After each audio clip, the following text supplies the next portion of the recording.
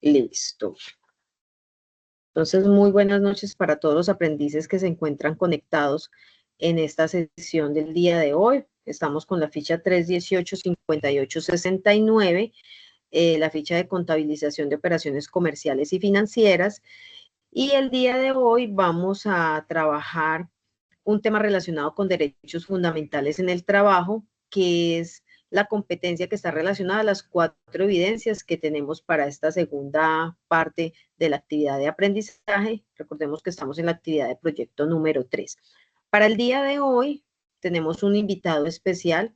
Invité a mi compañero Luis Carlos Quintero. Luis Carlos es experto en el tema de derechos fundamentales, entonces ahí yo me le quito el sombrero con todo el honor, porque él es conocedor, es licenciado en este tema, entonces él conoce muy bien, sabe de lo que les va a hablar. Entonces en esta noche él va a ser la persona encargada de dar como la parte conceptual, los lineamientos de todos los temas o conceptos que necesito que tengamos muy claros, para ya después yo al finalizar proceder a explicarles las 4 evidencias que debemos desarrollar para esta actividad de proyecto.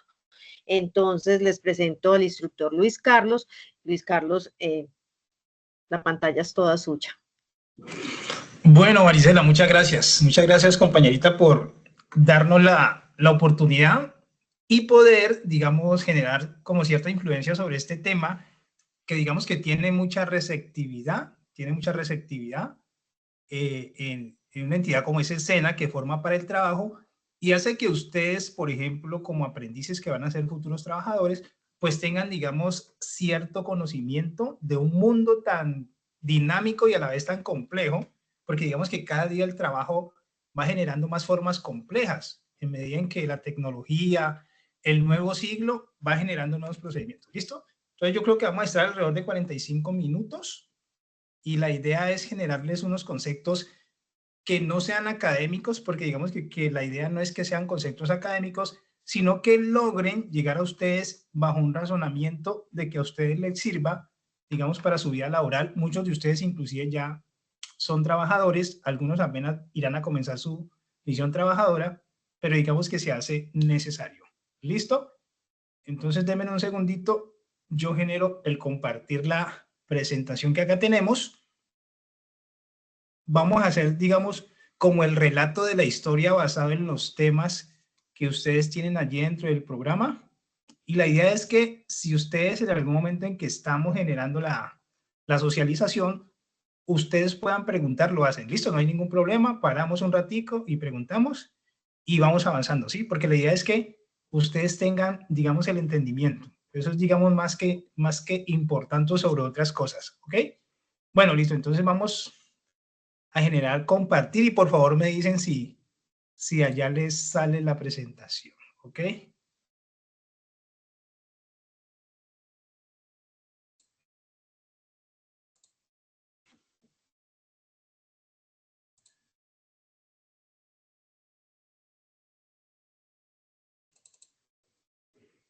Entonces me dicen si les salió, si la están viendo.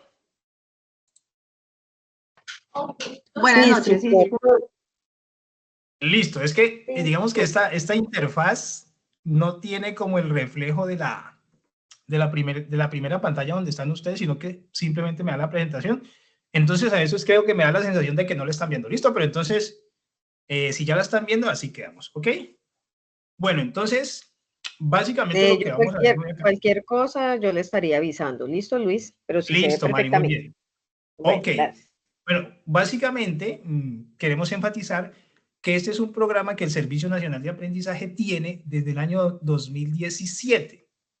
¿No es cierto? Desde el año 2017, el SENA, a través de una organización que muchos de ustedes conocen, internacional, que se llama la OIT, que es la Organización Internacional del Trabajo, está generando este programa a nivel de todos los países del mundo y que lo que logra es buscar intronizar la importancia que tiene el trabajo en los seres humanos y también de generar muchas condiciones para quienes realizamos esa actividad, ¿no es cierto? Nosotros y ustedes, muchos que lo hacen y futuramente lo van a hacer, pues tengan sus mejores condiciones en un siglo de mucho avance tecnológico, pero que quieren merecer que todos tengamos buenas condiciones.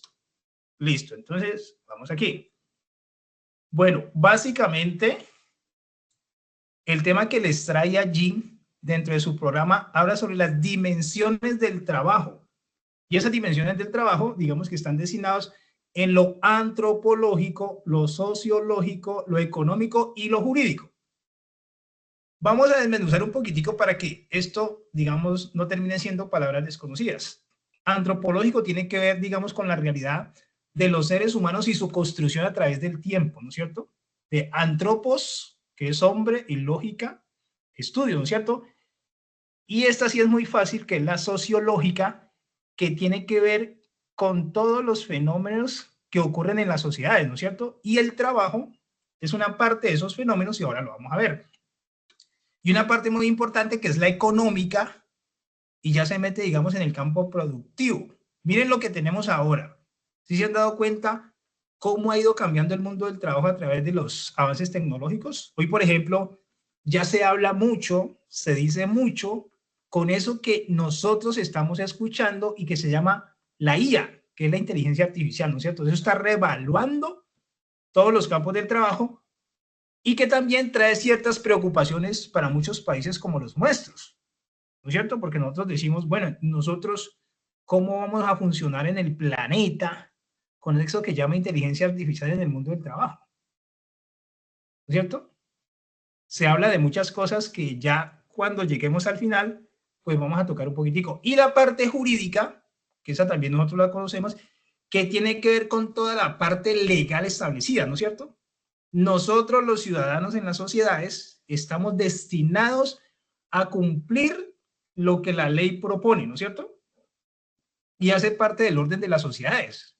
Pues imaginémonos una sociedad donde no hubiera normas. Sería muy difícil que viviéramos, digamos, desde una forma ordenada y tranquila. Entonces, la jurídica en este campo, ¿no es cierto? En este campo que estamos hablando, esta casi trilogía más jurídica, lo que habla es sobre las reglamentaciones de ese mundo del trabajo.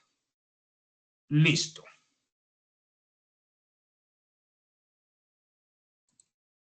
Bueno, si ustedes ven, vamos a arrancar de esto que se llama línea de tiempo, que los pedagogos últimamente han hecho reevaluaciones porque ellos dicen que ya la línea de tiempo es como pasada de moda, pero en el campo pedagógico lo que uno ve es que es una forma de generar una especie de guía a través del aprendizaje. Entonces, digamos que nosotros la seguimos sosteniendo porque creemos que es un medio, un elemento que todavía está activo. ¿Listo? Bueno, esto no va a ser como una especie de tratamiento de una sesión de historia, no. Es de un reconocimiento, ¿no es cierto? Porque la idea es eso, reconocer el trabajo a través del tiempo y que eso ha sido como la fundación de lo que tenemos hoy.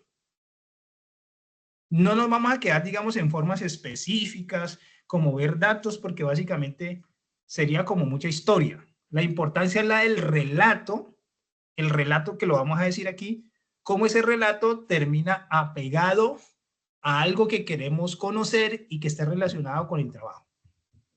Entonces, ustedes se acuerdan por allá por el colegio, cuando les hablaron de las principales dos teorías de la vida o de la existencia. ¿Alguien se acuerda cuáles eran? O sea, ¿de dónde viene el hombre? ¿Alguien se acuerda que me pueda decir, recordar por allí? ¿Quién se acuerda? Cuando hicieron, ¿de dónde vino el hombre? ¿De dónde nació el hombre? ¿No es cierto? Entonces, inmediatamente en la explicación el hombre empezó a buscar, bueno, ¿de dónde vino eso? Y una postulación de dos principales teorías y de esas dos teorías se derraman otras, ¿no es cierto? Van surgiendo otras. Pero básicamente nos interesan las dos principales. ¿Quién se acuerda? ¿Quién me dice?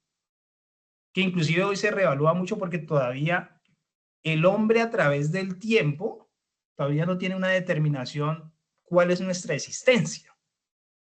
¿No es cierto? ¿Quién se acuerda? ¿Alguna de las dos? Así sea Bueno, una.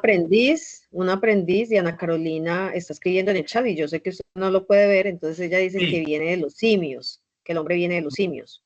Muy bien, muy bien. Las Diana dos Carolina. teorías, las dos teorías podrían ser científica y religiosa o Sí, la algo así. creación y la evolución. Muy bien, muy bien. O sea, ambos lo dijeron bien, pero digamos que los términos definidos son la teoría de la creación, muy bien, y la teoría de la evolución, y que hoy, digamos, esa se conoce como el Big Bang. ¿Han oído hablar? Que últimamente se reconoce mucho eso, el Big Bang. Bueno, digamos que todos creemos en Dios. ¿Todos creen en Dios? ¿Alguien no cree en Dios? De los que estamos acá. Todos creemos en Dios, ¿no es cierto? Pero Sí. básicamente el hombre a través de la ciencia, y eso que estamos haciendo aquí que, digamos, encarna más como la parte científica y académica, se destinó por la teoría de de la evolución para generar una explicación de la existencia del mundo, ¿no es cierto? Yo, por ejemplo, como buen católico y cristiano, yo creo en Dios y creo que nosotros provenimos de un Dios todopoderoso. Pero cuando nos vamos al campo científico, la ciencia explica otra cosa que tiene unos puntos no demostrados 100%, pero digamos que nos van diciendo como que eso puede venir por ahí. Entonces, bajo este punto, nosotros vamos a reconocer esa existencia y que tiene muchas formas apegadas con eso que se llama trabajo, que es lo que queremos hoy explicar. Entonces, la historia se divide en dos. Si ustedes ven ahí, dice un título verdecito, prehistoria e historia, ¿no es cierto?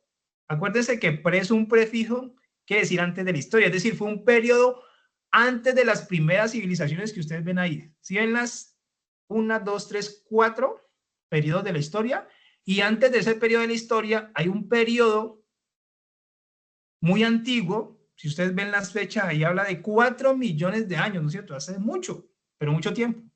Hace 10.000, hace 6.000. Entonces, digamos que hablemos de esta parte de la prehistoria para explicar. Si ustedes ven un circulito amarillo, que es el periodo donde nació la escritura y que fue un acontecimiento muy importante para la historia del mundo. Ustedes se imaginan hoy nosotros tuviéramos todavía la indeterminación de cómo nos comunicamos, qué escribimos, ¿no es cierto? Entonces, hace 3.000 años se celebró ese fenómeno o acontecimiento. Entonces, la prehistoria nos marca el primer periodo que fue el paleolítico, un segundo periodo que fue el neolítico y otro que fue la edad de los metales. ¿Alguien se acuerda qué significado tiene eso del paleolítico? ¿O qué era eso? ¿Y el neolítico qué era eso? ¿Alguien se acuerda? Fueron los dos primeros periodos de la historia, ¿no? Que hablan del Homo sapiens. ¿Se acuerda cuando el profesor de ciencias sociales hablaba de que el Homo sapiens era el hombre sapiente, ¿no es cierto? Daba como esas tonificaciones de esa realidad. Bueno, en esta figura que ustedes están viendo aquí, hay 7 pasos o 7 momentos. ¿Cuál de los 7 momentos que ustedes ven seguidos creen que es el Homo sapiens? De los 7, ¿no?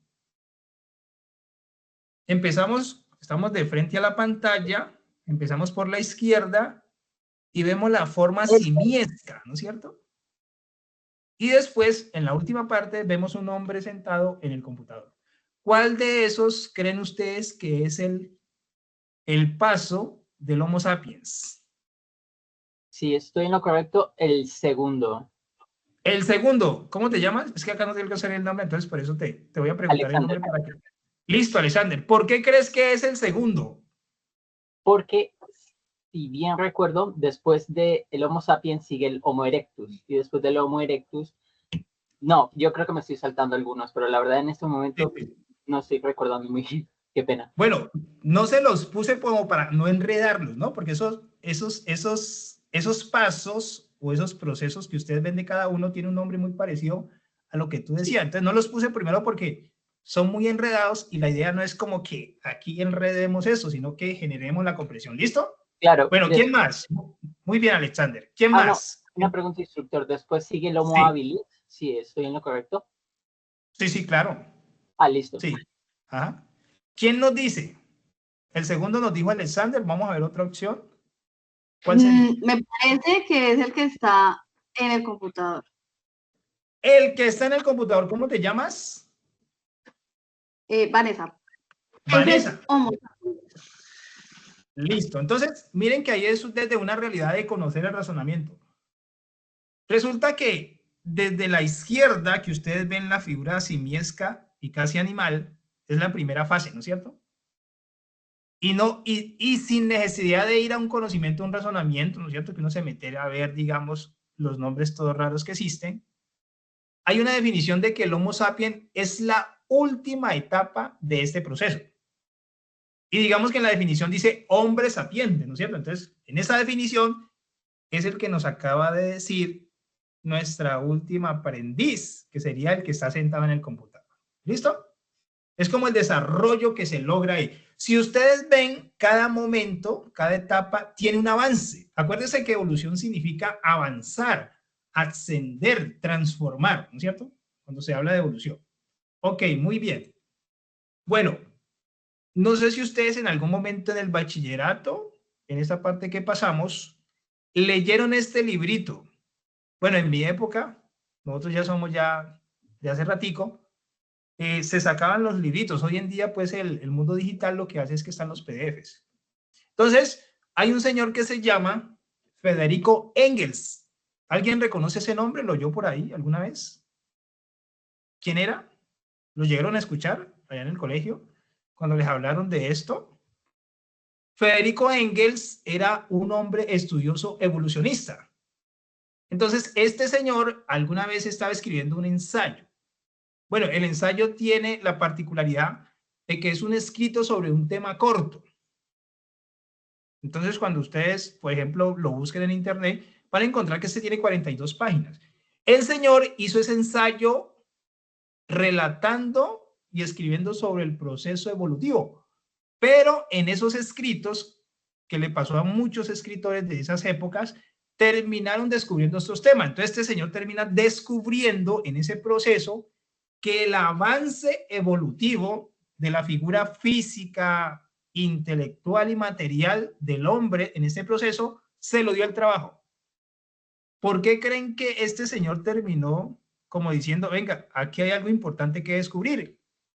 Es que el proceso evolutivo de convertirse de figura simiesca a convertirse en figura humana lo dio el trabajo. ¿Ustedes qué dirían? ¿Por qué él terminó en ese derrotero? ¿Cuál fue la situación? ¿Por qué creen que fue? Que él termina diciendo, sí, aquí hay algo, más que simplemente ver una transformación de una figura simiesca, figura humana, termina siendo ¿qué?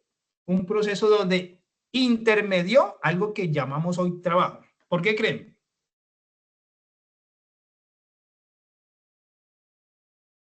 Entonces, por ejemplo, si ustedes leen aquí, mire, este es uno de los apartes que trae, digamos, el ensayo. El hombre pasa a dominar las fuerzas de la naturaleza. A diferencia de los animales, el hombre no solo aprovecha para el consumo, sino que la obliga a servir a sus fines planteados de antemano. ¿Qué creen que él estaba diciendo aquí? ¿No es cierto? Cuando él comienza pues a investigar la figura humana, su contexto, todo ese proceso. Él lo que estaba diciendo es que, mire, una de las formas como el hombre dominó la naturaleza, y cuando habla de dominar la naturaleza, ¿qué quiere decir? Pues resolver sus necesidades de ella y conocer, ¿no es cierto? Cómo esa figura, a través de procesos que iba sufriendo, empezaba a entender su contexto. Más o menos cuando nosotros vamos a lugares donde no los conocemos y necesitamos enterarnos, bueno, ¿qué pasa ahí? ¿Cómo funciona ahí para yo poder, qué, moverme en ese contexto? Entonces, básicamente, inmediatamente él relaciona algo que se llama trabajo. ¿Ok? Bueno, ya pasando a las etapas, la primera etapa del Paleolítico fue la etapa de piedra y la segunda etapa de piedra fue la del Neolítico. ¿Ustedes qué creen que en estas dos iniciales, cuál era su diferencia? Si ustedes ven las imágenes, no nos vamos a ir a las profundidades pues científicas, explicativas. Si yo veo las imágenes, yo puedo darme cuenta cuáles fueron las diferencias. Ambas fueron etapas de piedra, pero hay unas diferencias, ¿no? Y en el mismo contexto de la transformación evolutiva. ¿Cuál creen ustedes? Miren las dos figuras de formas de vivienda. ¿Qué diferencia ven ustedes? Dice Paleolítico hace 2.5 millones de años, Neolítico hace 8.000 años. ¿Se acuerdan? Los mamuts, las cavernas, y después, digamos, corrido otros años, miren que hay unas diferencias, ¿no es cierto? Las formas de vestir, las formas de habitar. ¿Qué pasa? A través de todo ese tiempo se fue generando un proceso de transformación donde esta primera figura, hace 2.5 millones de años, empezó a entender muchas cosas de su contexto y los fue modificando ¿con qué? Con el trabajo a través de algo que tenían a la vista, que era la piedra.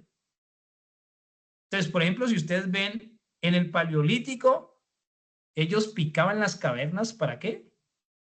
Para poder guardarse, ¿no es cierto? Guardarse de las inclemencias del tiempo.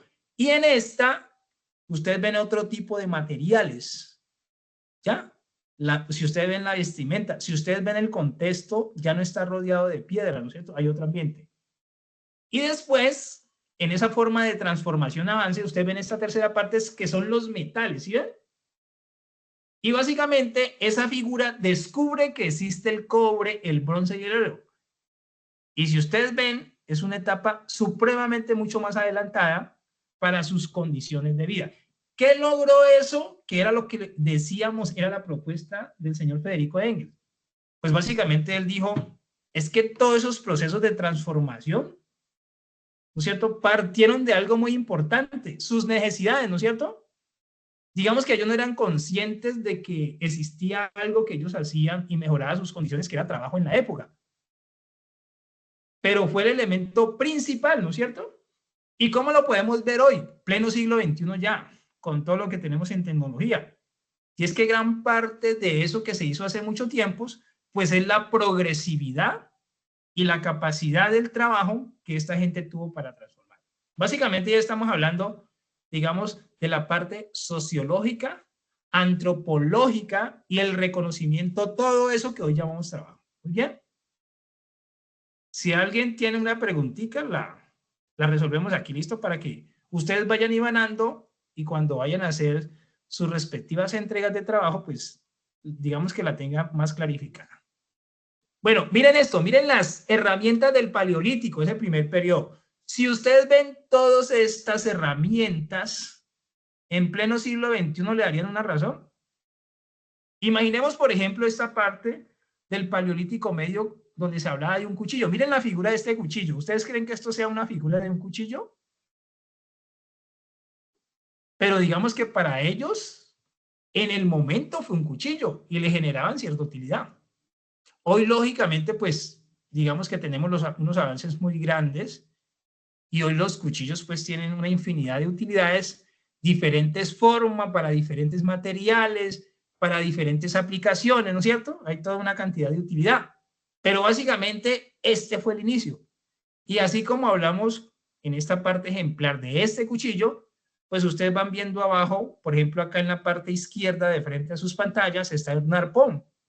Bueno, con nuestros ojos de siglo XXI, no nos cabe que eso podría ser un arpón, pero fue lo que utilizaron como arpón, ¿no es cierto? Hoy, por ejemplo, hemos descubierto que para tener un arpón, hacer un arpón, crear un arpón, se necesitan unos materiales, primero, muy fuertes.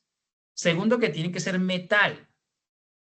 Otra que, digamos, sea tolerable en el caso de que no sufra ninguna oxidación, ¿no es cierto? Porque el arpón básicamente se utiliza, es para el agua, en el agua. Entonces tiene que ser, digamos, un material que no permita dañarlo. Pero en esa época, estos señores decían, y esto les servía como arpón. Bueno, ahora miren esta otra imagen. Esta es la imagen del Neolítico. Habría que recalcar, por ejemplo, en la primera imagen, vamos a darle un pasito atrás, en esta imagen de acá, ellos eran algo que se llama sedentarios. ¿Sí saben qué significa ser sedentario? Inclusive es un término de salud también. ¿Se acuerdan qué es sedentarios? ¿Se acuerdan? ¿Han oído? En la salud se utiliza mucho cuando dicen una persona es muy sedentaria. Sedentario tiene las significaciones que se quedan en un lugar, ¿no es cierto? Por lo menos en salud utilizan para las personas que tienen mucho peso, porque regularmente no tienen movimiento. Entonces, digamos que ellos, perdón que estoy como drogado los cables aquí. Estos eran nómadas, qué pena, corrijo ahí. En el Paleolítico, estos eran nómadas. Y los que están acá, sobre el lado de la derecha, en la edad de los metales, ¿no es cierto? ¿Eran qué? ¿Se acuerdan cómo le llamaban? ¿Qué es el sentido, el término contrario? Sedentario. Sedentarios, muy bien. Nómadas son los primeros. Ah, perdón. No, sí, estamos bien. Es que estoy como confundido. El primero es, ¿qué es? Nómadas. Y el segundo es sedentario. Porque los nómadas, ¿cuál es la aplicación de los nómadas? ¿Saben cuál es la definición de los nómadas? Los nómadas son los que deambulan, ¿no es cierto? Entonces, ¿qué pasa? Esta gente todavía no tenía, digamos, cierta capacidad de conocimiento y de trasegar, y casi que le tocaba ir a lugares muy lejanos. Por ejemplo, iban y buscaban en lugares lejanos consumir alimentos. Su principal, digamos, medio de subsistencia, ¿cuál era? ¿Se acuerdan? ¿De qué subsistían esta gente que iba y deambulaba para encontrar? De la casa. Exacto, ¿no es cierto? Entonces les tocaba todos los días ir en esa búsqueda. Pero ¿qué pasa cuando ellos se fueron dando cuenta y fueron avanzando en muchas cosas como este panorama? Este panorama lo dice todo. Pues ellos se dieron cuenta que ya no habría necesidad de ir a buscar a muchos lugares porque instalándose en grupos, ellos podían, ¿qué? Suplir todas sus necesidades. Entonces, por ejemplo, aquí miren las herramientas abajo, ¿no es cierto? ¿Qué notan ahí? Pues que lógicamente pasaron a una etapa superior donde ya sabían muchas técnicas, pero eso lo fueron adquiriendo a través de ¿qué? Del tiempo y de algo que se reconoce a través académica como la praxis, que es la práctica. Más o menos, por ejemplo, ustedes como aprendices en el sistema del SENA, ustedes tienen una etapa lectiva y tienen una etapa práctica, que en el momento en que lo van haciendo, ustedes se van volviendo expertos en su especialización. Entonces, si ustedes ven las viviendas, ya no son cavernas, ¿sí ven? ¿De qué están hechas las viviendas aquí, por ejemplo? ¿Notan? Miren las viviendas cómo están hechas. Y tiene una condición especial que hoy se tiene. Por ejemplo, no son las mismas casas en Armenia que en Miami. ¿Por qué? Si usted se va a Miami, uno se queda sorprendido de ver cómo hacen una casa en menos de 4 horas arman una casa. Mientras que en Armenia, pues vas a encontrar las casas con estructura, ¿qué? Estructura de material de cemento, arena, ladrillo, bloque. ¿Y por qué? Para compararlo con esta diferencia. ¿Por qué creen que la característica de la casa en Armenia es diferente a la característica de la casa en Miami? Un ejemplo como muy actual. ¿Por qué creen que hay esas diferencias? Estas mismas diferencias hay acá, miren. ¿Por qué creen que no siguieron con la casa de las cavernas? Y acá ya se ve como una especie de paja, ¿no es cierto? Y posiblemente si buscamos otras formas de habitación, vamos a encontrar otras. Porque empezaron a entender que no en todos los lugares existía el mismo clima, ¿no? Porque digamos que ellos no fueron conocedores como hoy lo podemos ser nosotros, que nosotros acudimos a centros educativos y pues nos damos cuenta de muchas cosas. Ellos estaban generando como una vida de transformación y de evolución, y allí intermediaba mucho el trabajo. Miren eso, entonces ven los tipos de vivienda, empezaron a darse cuenta que podían tener lagos, zonas de pescar, la domesticación de animales, imagínense. O sea, ¿cómo fue ese proceso? Entender a esos nuevos seres que animales que deambulaban podían ser, digamos, su subsistencia y su consumo, y los podían tener ellos en un solo lugar. La otra, la agricultura. ¿Cómo creen que ellos descubrieron que podían cultivar? Que antes no hacían los nómadas en el primer periodo de la prehistoria, que era el paleolítico. ¿Cómo creen que descubrieron el cultivo? ¿Cómo se imaginan ustedes? ¿No es cierto? En esa época del paleolítico, de transformación y pasar al neolítico, ellos terminaban diciendo, venga, es que nosotros, ¿por qué vamos a ir a 20, 30, 40 kilómetros a recoger frutas? ¿Cómo se dieron cuenta? Digamos que no fue un proceso de que ellos razonaran porque digamos que no existía. Más o menos cuando uno le pasa, ¿no es cierto? Que usted desarma algún aparato y usted dice, esto debe tener algo porque no me funciona. Y en cualquier momento usted movió algo y funcionó. Más o menos aquí pasó lo mismo. Perdón, ¿qué? Por ¿Perdón? casualidad, cayó la Exacto, ¿no es cierto? semillita ahí. Exacto, pero ¿cómo fue? ¿Cómo sería? ¿Cómo sería? Pues la verdad no estoy seguro. Tengo entendido que una de las primeras zonas del mundo en el que se pudo descubrir la agricultura fue en Asia, lo que hoy en día es China, creo que en el Exacto, 7000 antes de Cristo. muy bien. Creo que ni siquiera se había generado la primera dinastía. Exacto, muy bien. Entonces, digamos que por situaciones cotidianas, en algún momento estaban comiendo las frutas y en el momento en que estaban comiendo, las semillas cayeron de una forma repentina al suelo. Y algunos, porque siempre pasaba, digamos, en esos grupos, que especie como tribus, habían unos que eran muy observantes y se dieron cuenta que esa semillita cayó y con el tiempo, ¿no es cierto?, brotó una plantica y con más tiempo esa plantica dio frutos. Entonces, digamos que ahí terminaron generando un proceso del descubrimiento de la agricultura, ¿no es cierto? Eso como para rescatar. Bueno, ¿alguien se ha visto El hombre y el fuego, la película? ¿Se la vieron por allá en el colegio? Que es un tema también como de currículo de bachillerato, que es otro de los elementos importantes para a través de esta teoría descubrir la importancia del trabajo. ¿Alguien sabe cómo el hombre descubrió el fuego? ¿Cómo fue esa historia? ¿Cómo creen que fue? Además porque fue, digamos, un fenómeno puntual que generó mucho más avance en su desarrollo y expansión, pues, a nivel de proceso de transformación como figura humana. ¿Cómo creen que fue eso? ¿Alguien se imagina cómo pudo ser? Que para nosotros hoy en día, digamos, es un fenómeno sencillo, porque hoy hay cerillas, inclusive en Temu en estos días vi, existe un aparatico que es como una cajita metálica y tiene un palillito, como un palito metálico. Y ese palito metálico, usted lo que hace es que lo frota y prende. No necesita, digamos, estar quemando fósforos, o tener lo que regularmente usamos, que es una candela, imagínense. Y que lo podemos prender y apagar cuando queramos.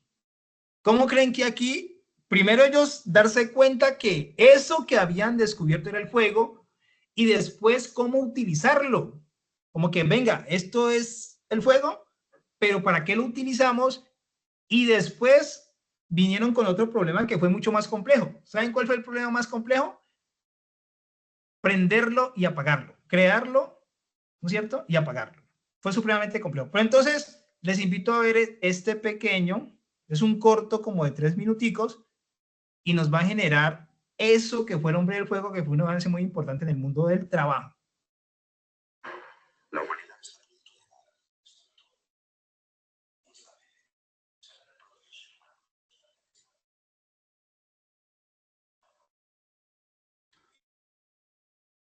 Se escucha muy bajito, Luis. Venga, yo voy a ver si es mi audio acá, porque este computador tiene volumen bajito. Mire que aquí tengo al 100 la bocina. Está todo, Muy sí. bajito. Pues yo sí, no sé los muchachos si escuchan bien. Listo, entonces nos dicen, porque aquí le tengo el máximo del computador y pues no habría forma de que subiera más acá. Pero nos dicen si alcanzan, así sea mínimo, de pronto alcancen a escuchar, que sea entendible. Si alcanzan a escuchar, pero yo un momentico veo si aquí, no, aquí digamos que falta un poquitico. Volvamos otra vez. Póngalo otra vez, sí, porfis. Sí. Le faltaba un poquitico porque es que como este es de una presentación, entonces hay que subir el volumen a la presentación y al computador. ¿Sí? ¿Se alcanzan a escuchar? Es que da la impresión de que no está compartiendo audio. Comparte imagen, pero no audio. Ah, joder madre. Espera un momentico, Dios mío. Sí, se escucha, pero se escucha muy... Yo alcanzo como a escuchar allá algo, pero muy mínimo. Sí, pero es como lo que se alcanza a escuchar de los baffles del instructor. Vamos a ver. Sí, Luis, espera un el video momentico. está... Sonido, espere, yo activo los sonidos acá. Ok. Abrir configuración de sonido, sonido especial desactivado.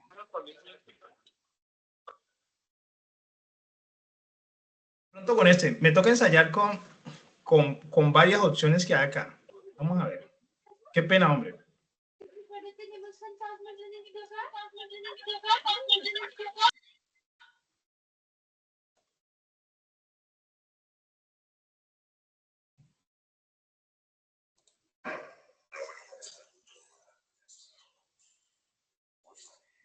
¿Sí les dio sonido ahí?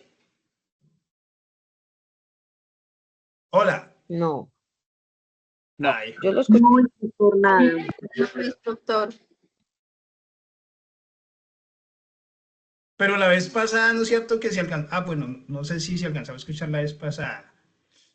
Ay, hombre, ¿qué pasará? Luis, el video lo tiene, el video está en YouTube, porque podemos compartirlo Sí. directamente desde YouTube. Ah, venga, vamos a sacarlo directamente desde... Eso, y ahí deja de compartir esta pantalla y compartes la ventana de YouTube, y ahí sí, pues yo casi siempre hago desde YouTube. Sí, porque creo que solo se comparte audio por las pestañas. Ah, espere un momentico, yo vuelvo y le doy el... Listo, entonces ustedes me dicen, voy a YouTube y ¿desde dónde, perdón? En YouTube buscar el video, ¿cierto? Sí. Venga, esto es rápido aquí.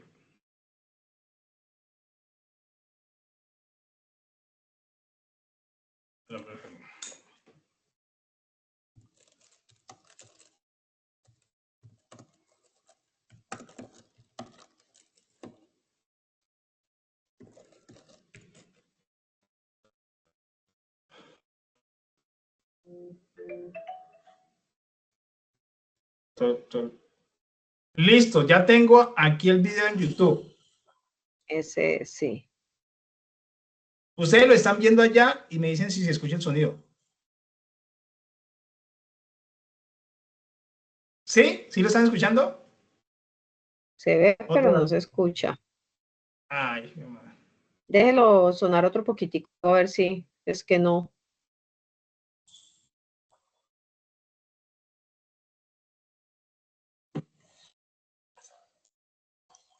Tiene que darle, ¿sabe cómo, Luis? Dele dejar de compartir un momento. Pero yo me voy acá otra vez.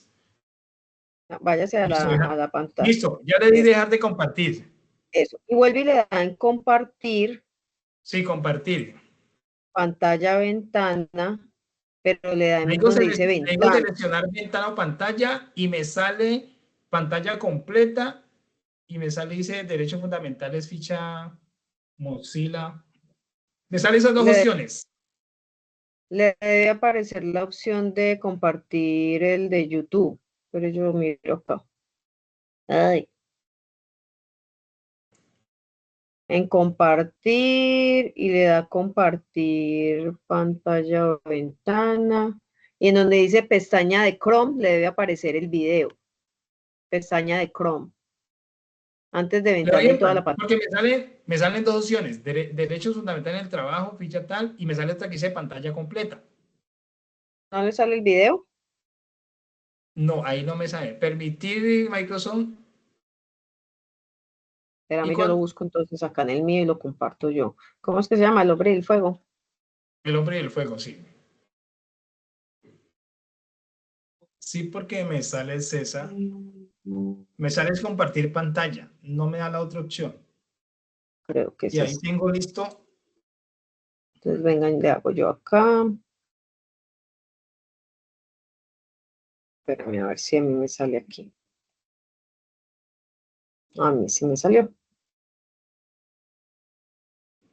Ahí sí la están viendo, ¿cierto? Espérenme yo, sí.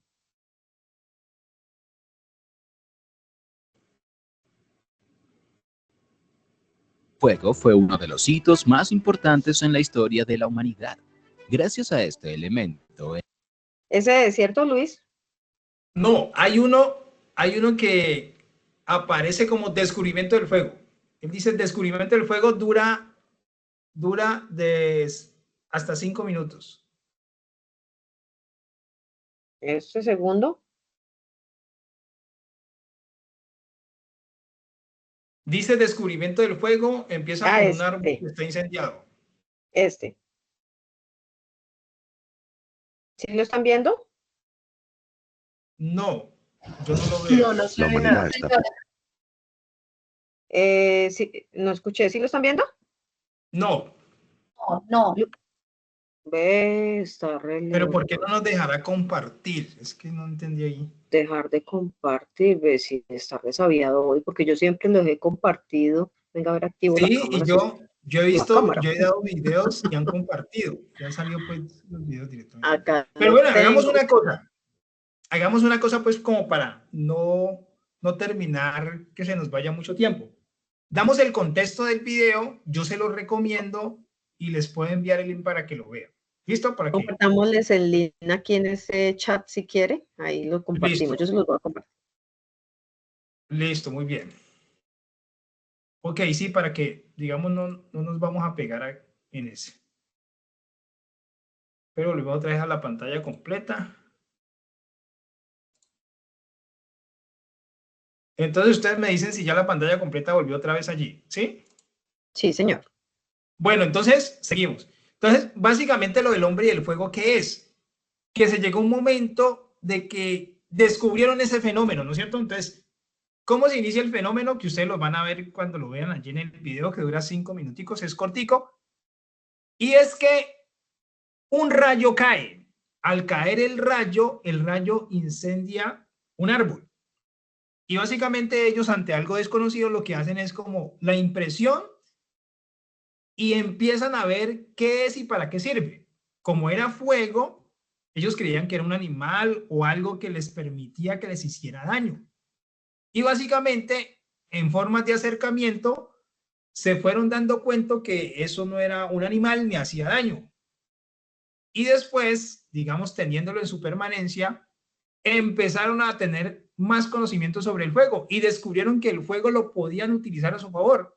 ¿Cómo creen que podían utilizar el fuego a su favor? ¿Ustedes cómo piensan que ellos, en la medida en que fueron descubriendo cómo era el fuego, cómo meterle las manos, cómo quemaba, esto para qué sirve?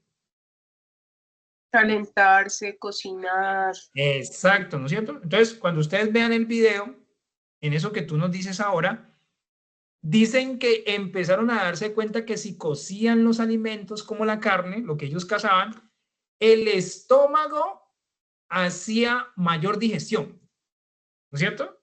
Entonces dijeron, claro, esto es una utilidad. ¿Qué otra cosa empezaron a darse cuenta que lo podían emplear? ¿No es cierto? Entonces, para comer, ¿no es cierto? Sí, instructor, también, solo para añadir, también en los iglús, cuando se crea un iglú, lo primero que hay que hacer es poner un fuego por dentro y esperar a que el hielo que está dentro se vaya derritiendo, y una vez este se derrita, como que hace una capa de hielo por dentro que hace que el interior del iglú sea bastante cálido. Exacto, ¿no es cierto? Sí, eso es uno de los procesos y fenómenos. Para cubrirse en las noches del frío, y que todavía lo hacemos, ¿no es cierto? Cuando vamos a acampar, o inclusive en las casas campestres, ustedes van a encontrar que hay casas campestres con chimenea. Por ejemplo, en lugares donde los climas son bastante fuertes, como los Estados Unidos, que hay estaciones, digamos que la chimenea es uno de los elementos principales para esas épocas. Ellos lo utilizaron en las cavernas para las noches, hacerse calentarse del clima. Lo otro, para defenderse de los animales feroces, encontraron, digamos, una buena medida de seguridad, ¿no es cierto? Inmediatamente con una llama, pues podían defenderse. Entonces, digamos que fue adquiriendo una connotación muy importante, pero se vino un problema complejo para que ustedes empiecen a descifrarlo. ¿Qué pasó ahí? ¿Saben cuál fue el problema complejo en este fenómeno? Digamos que lo descubrieron, vieron que tenían, digamos, muchas utilidades, pero terminaba en un problema complejo. ¿Cuál creen que fue ese problema complejo? Y que es parte de los desafíos hoy del mundo de la tecnología y del trabajo, ¿no es cierto? En la medida en que se va generando más amplitud de conocimiento, siempre van a haber cosas que hay que descubrirlas, ¿no es cierto? Afortunadamente, pues el hombre tiene métodos de investigación. Pero volvamos. ¿Cuál cree que fue el problema complejo del fuego? Después de haber descubierto todo eso. Que no lo podían controlar de pronto. Controlar, sí, pero digamos que hubo uno más complejo que ese. Que era muy desesperante porque ustedes se imaginan en el momento en que ellos se les apagó el fuego, porque hubo un momento en que se apagó el fuego por alguna circunstancia, ¿no es cierto? Ellos lo mantenían, desde que lo descubrieron, lo mantuvieron, como se dice hoy, 24/7. Pero llegó un momento que por alguna circunstancia de fenómeno o de incidente, el fuego se apagó. ¿Qué creen que entonces ellos hicieron? ¿Cómo hacían ahora después de haber descubierto todo eso que les proporcionaba y ya no estaba? ¿Cómo Sí, el creen que problema sería que ya no lo podían volver a avivar el fuego. No sabían cómo crearlo nuevamente. más o menos acuérdense de la historia que vimos con la agricultura? Fueron muy observadores, ¿no es cierto? Y vieron que la semillita cayó, nació una plantica y dio fruto. Entonces, ¿cómo podría ser con el fuego? Además, porque todos esos aprendizajes y praxis, cuando ustedes lean libros van a encontrar que praxis es experiencias, les iban dando todas esas habilidades. En este caso, ¿cómo creen que pasó? Que volvieron otra vez a recuperar el fuego y a no desesperarse porque ya no tenían esa desesperación de conservarlo siempre y que se les fuera a apagar. Y que tranquilamente podían decir, lo creamos, lo apagamos y volvemos y lo creamos. ¿Cómo se imaginan? Pues básicamente como la expansión de forma incidental en la semilla y la planta y el fruto les pasó con el fuego. En algún momento, en alguna de sus actividades, de forma incidental, vieron que una roca chocó con otra. ¿Qué produjo eso? En el momento en que una roca choca con otra. La chispa. La chispa, ¿no es cierto? Y la chispa, en este mundo moderno, lo conocemos como una fuente, le llaman, por ejemplo, en la mecánica, fuente de ignición. ¿Qué quiere decir eso? Que es como que le da origen, ¿no es cierto?, a algo. Lo que pasa con los que tenemos motos, ¿no es cierto? Cuando usted le da el estarte o le da la pata que llamamos popularmente, se produce una chispa en la bujía y esa chispa de la bujía es lo que hace que se produce el proceso de ignición y el motor inmediatamente funcione. Entonces, en este caso, la chispa era el elemento de principio de ignición ¿de qué? Del fuego. Entonces, de ver que chocaron las rocas en ese proceso de observación, ¿cómo definieron que podían crear el fuego? ¿No es cierto? Ya lo tenían como ya deducido, ¿no es cierto? Bueno, ¿qué pasa aquí? ¿Cómo creen que se produjo? Chocaron las dos rocas y empezaron ¿qué? Se genera la chispa y encima se genera el Exacto. fuego de una vez. Muy bien. Empezaron a frotar, por ejemplo. Un poco de humo. Exacto. Empezaron a frotar dos piedras y del frotamiento se producen las chispas y acumulaban ramas secas y eso orina el fuego. Y después, cuando pasaron a esta época que ustedes ven aquí, de sus herramientas de metales, pues descubrieron que también se podría originar el fuego, ¿no es cierto?, en el frotamiento de un metal sobre otro. Y ahí es de la creación del fuego, ¿no es cierto? Bueno, listo. Entonces, ya pasado esta, ¿se acuerdan de las antiguas civilizaciones? ¿Se acuerdan cuál era esta? Para el deporte, para el fútbol del mundo, para el Liverpool y para nuestro compatriota Luis. Pero bueno, pues esperamos mañana. ¿Alguien tiene por allá el micrófono abierto? Bueno, ¿se acuerdan cuál era esta civilización de la edad antigua? Solamente vamos a hacer una especie de repaso con tres y muy rápidamente, ¿no es cierto? Como para explicar la continuidad.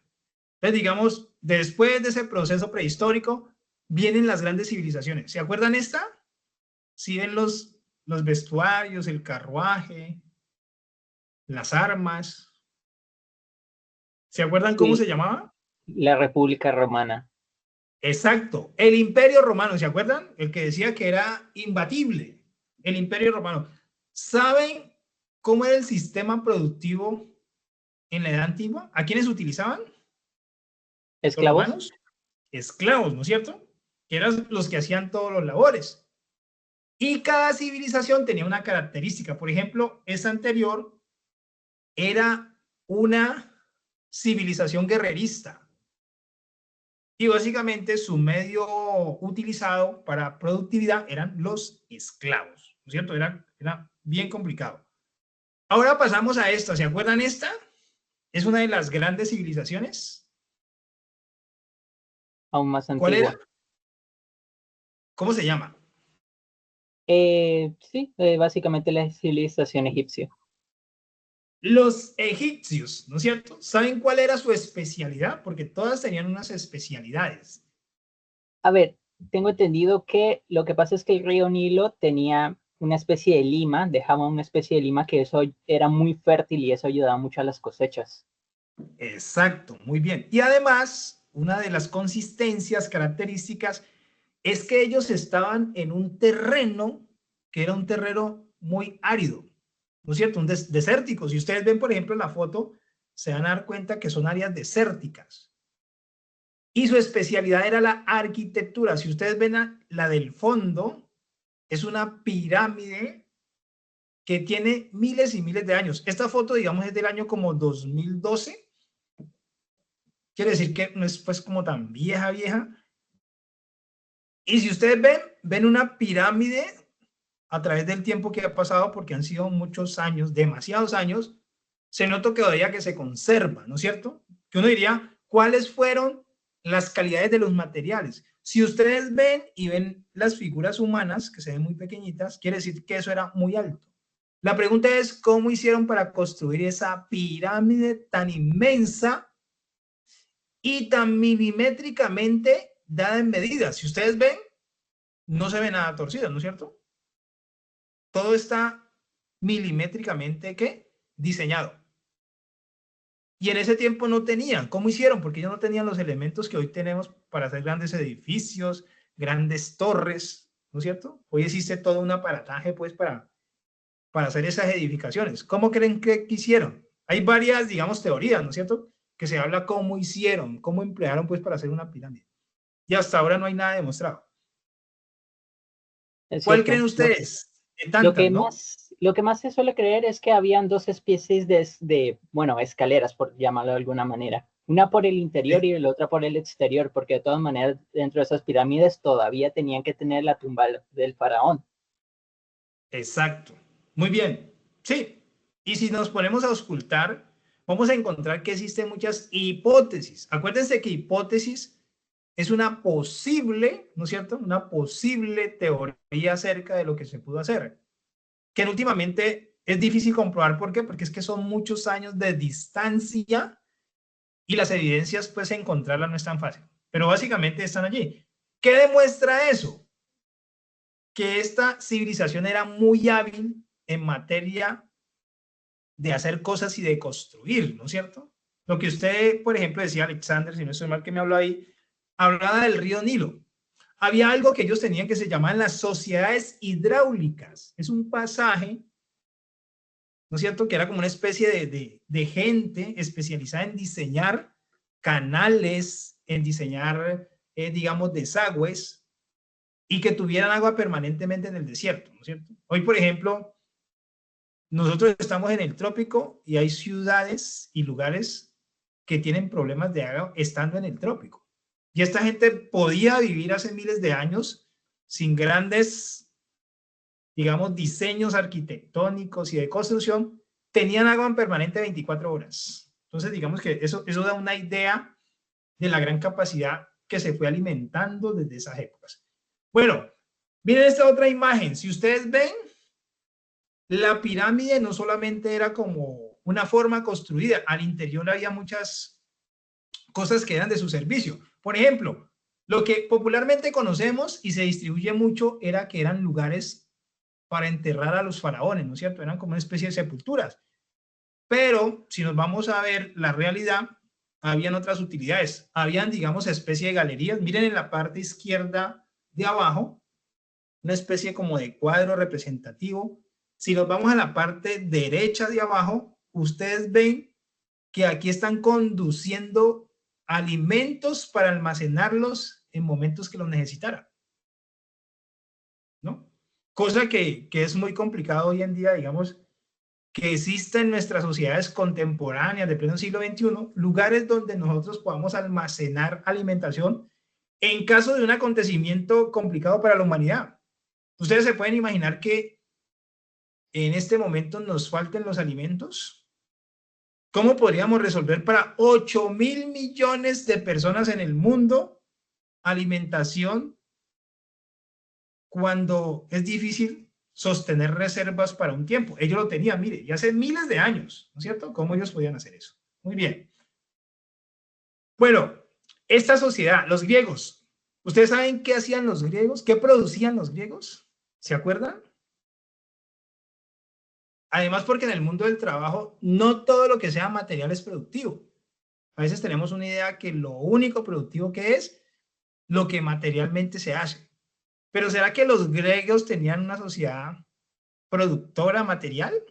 Como el caso de los egipcios, el caso de los romanos. ¿Qué creen ustedes de que esta gente vivía, ¿no es cierto? ¿De qué creen? Porque en el mundo de la sociedad actual, por ejemplo, no todos trabajamos en áreas productivas. Por ejemplo, nosotros trabajamos en un sector que se llama el sector educativo. Y nosotros materialmente pues no producimos algo, pero sí generamos algo que es muy productivo para la sociedad, ¿no es cierto? Que es generar habilidades de conocimiento, y en este caso nuestra entidad, por ejemplo, que a ustedes los forman para la actividad del trabajo en especialidades. Entonces, la sociedad griega era muy preocupada en eso, se les conocía a los griegos por ser filósofos, ¿no es cierto? Dedicarse al mundo de la política, ¿no es cierto? Que es parte de que una sociedad produzca, ¿no es cierto? Y tenían, como ustedes ven allí, esas diferencias. Por ejemplo, habían unos que ellos denominaban ciudadanos, y ustedes ven ahí, que eran como los que estaban en el poder, y había otros, que ustedes ven en la parte derecha, que no eran denominados ciudadanos, y ahí estaban las mujeres, los extranjeros y los esclavos. Cosa que fue muy evolutiva, porque hoy ya hay un reconocimiento, digamos, a los seres humanos y no son excluidos pues como ciudadanos. ¿Listo? Bueno, aquí ya es como una visión de lo que tuvieron estas sociedades. Por ejemplo, ¿se acuerdan de este lugar? ¿Cómo se llama? ¿Lo recuerdan? El que está sobre la parte izquierda al frente de sus pantallas. Y que hoy es un sitio turístico en Roma. El Coliseo Romano. Exacto. ¿Qué hacían allí en el Coliseo Romano? ¿Se acuerdan? Básicamente, eran cosas como muy espeluznantes, ¿no? Literalmente se hacían espectáculos circenses. Y eran gratis, daban comida gratis y era básicamente una especie de... como para darle buena imagen al emperador en ese entonces. Exacto. Pero habían también cosas muy, muy complicadas que, digamos, hoy, sí, como hemos fundamentado los seres humanos, pues no iríamos, ¿no es cierto? Por ejemplo, había pelea de gladiadores hasta acabarse con la vida. Sí, y literalmente también se podía llenar el Coliseo de agua para recrear batallas navales. Exacto, sí, había muchas cosas, ¿no? Haga de cuenta que era como ir hoy al fútbol, ¿no? A ver un espectáculo, ir al cine, cosas como esas. Pero a veces habían cosas que eran muy horrorosas, ¿no?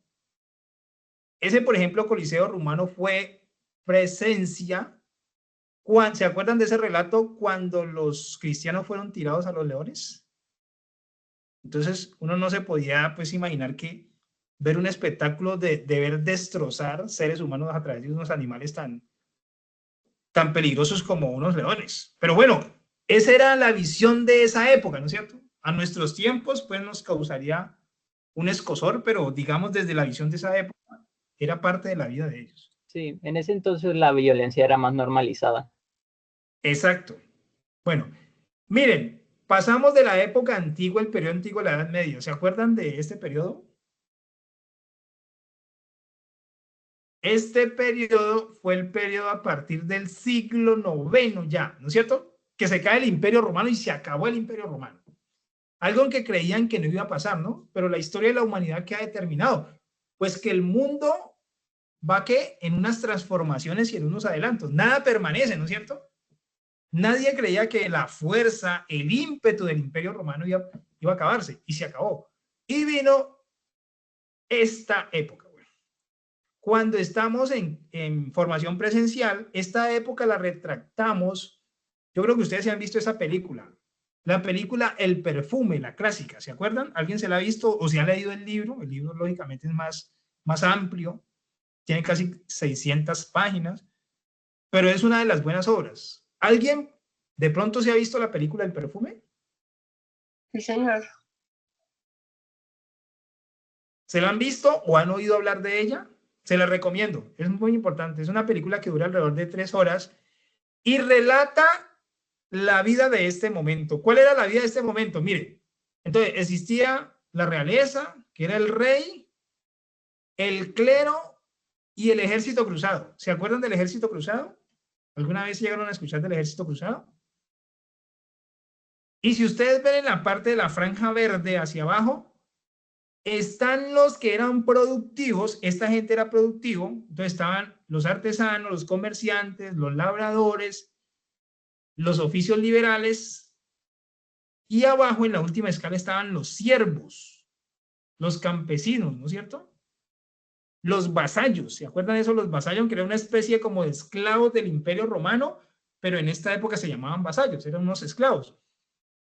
Todavía no había venido el proceso de la revolución industrial. Entonces, digamos que las formas de trabajo estaban diseñadas ¿en qué? En personas artesanas y los que se dedicaban ¿qué? Al oficio de la tierra. No existían porque no había máquinas. Entonces, digamos que era la sobrevivencia. Básicamente, en este sistema piramidal que ustedes ven aquí, estos que están de verde producían para estos de arriba. Entonces, el rey le cobraba impuestos a toda esta gente. Y con eso vivía el rey, la familia del rey, la alta nobleza, el clero y el ejército cruzado. ¿Ustedes saben cuál era la misión del ejército cruzado en esta sociedad?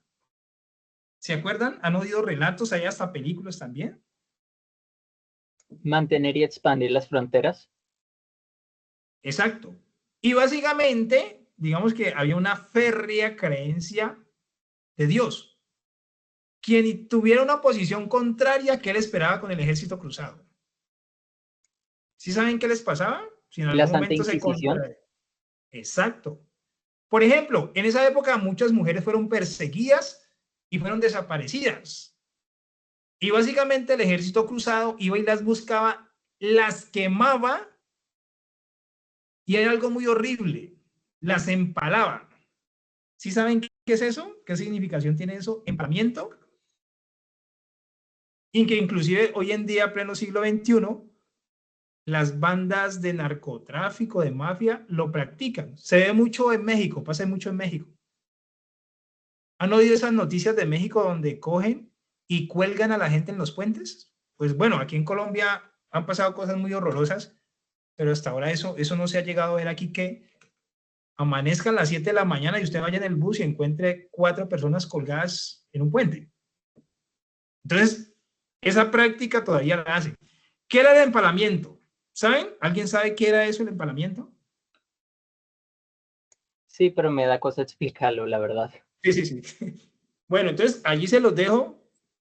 Y sí, es algo muy execrable, pues, que no vale decirlo porque es de escozor, ¿no? Entonces Sí. era una práctica muy complicada.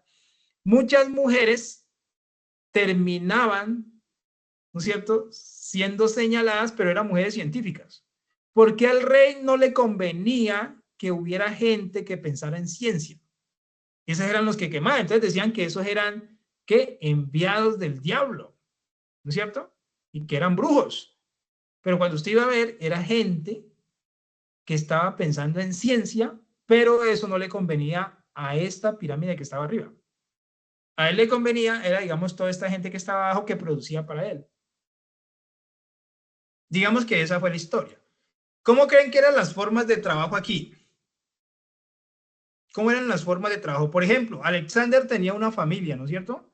Su esposa y 3 hijos. ¿Cómo creen que Alexander trabajaba aquí? ¿Le pagaban un jornal? ¿Le pagaban un salario como lo pagan hoy en día? ¿No es cierto? Usted trabaja y usted tiene derecho a que le paguen un salario quincenal, semanal o mensual. ¿Cómo creen que era aquí? Y básicamente era, digamos, en los terrenos. El señor feudal, ¿se acuerdan? El señor feudal era un noble de acá que tenía muchos terrenos y de acá abajo sacaba familias para que trabajaran para sus terrenos. Pero el señor feudal, en el feudo quiere decir como los espacios de sembrar, ¿no es cierto? ¿Ustedes creen que el señor feudal le pagaba un salario a esta gente de acá? El señor feudal, habían unas formas de hacer un contrato. Ese contrato se llamaba el vasallaje. Entonces el señor feudal le decía, venga, Alexander tiene una esposa y 3 hijos. Alexander, tú vienes y trabajas en mi feudo, en mi terreno, pero yo no te voy a pagar salario, ¿no? No se habla de salario allí. Allí sí hablaba de que el señor feudal lo que hacía era ¿qué? El señor feudal le daba la protección del ejército cruzado, que eso era mucho para vivir. O sea, que ya el señor feudal decía, el ejército cruzado usted lo va a proteger, ¿no? Ya era salir del escozor de morir, por ejemplo, empalado o empalada, ¿no es cierto? O quemado. Y lo único que recibía era una participación de manutención, ¿no es cierto? Como darle lo básico para que usted subsistiera. Bueno, y hay otras cosas que son un poco más larguitas y no las vamos acá. Después se vino este periodo, ¿se acuerdan? La Edad Moderna, siglo XV. ¿Se acuerdan de esa fecha que nos dijeron en el colegio y nos hablaron? 1492, llegó Cristóbal Colón con la niña, la Santa María. La niña, la Santa, ¿cómo eran? Eran 3, ¿no? La niña, la Santa María. ¿Y cuál era la otra? La Pinta, la Niña y la Santa María. La Pinta, la niña y la Santa María, ¿no es cierto? Esas 3. Muy bien. ¿Ustedes creen que eso fue un buen aporte, pleno siglo XV? Y ahí en ese momento nosotros como continente empezamos a descubrirnos, ¿no? Porque nosotros nunca existimos por allá ni en la prehistoria ni en la antigüedad. Nosotros venimos a existir como sociedad ¿qué? En el siglo XV. Nosotros, por ejemplo, que somos más viejitos, nos contaron en la historia en el colegio y en la escuela que eran unos señores muy nobles que vinieron a traer la civilización a América. Pero después nos dimos cuenta, años después, que esa historia no era tan cierta. ¿Cómo sería la historia de la realidad de este periodo? Que es la real, ¿no es cierto? Porque nos contaron, fue una historia así como que nos traen la civilización para sacarnos del atraso. Y después nos dimos cuenta, muchos años después, que esa historia no era así. ¿Alguien se acuerda? En resumidas cuentas, ¿cómo fue la historia? Pues resulta que se llegó el señor Cristóbal Colón, le propone a la corona española hacer un viaje a las Indias. Y resulta que nunca llegaron a las Indias, llegaron a las Américas. En la propuesta de que iba a ser muy productivo para la corona, ¿por qué? Porque este continente estaba plagado de recursos que ellos podían llevar ¿a qué? A la corona. Sí. ¿No es cierto? El caso del oro.